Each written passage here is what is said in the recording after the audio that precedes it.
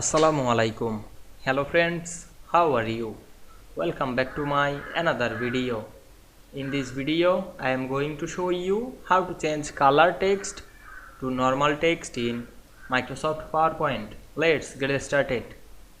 At first, you have to open a PowerPoint presentation. We can see here many slides and this slide text is color. Now you want to change the color to normal.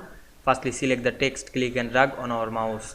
Then go to the home menu and click the font color drop down menu. Now I am select the black color and make the color is normal. Now you want to change another text box or text color, applying the same process.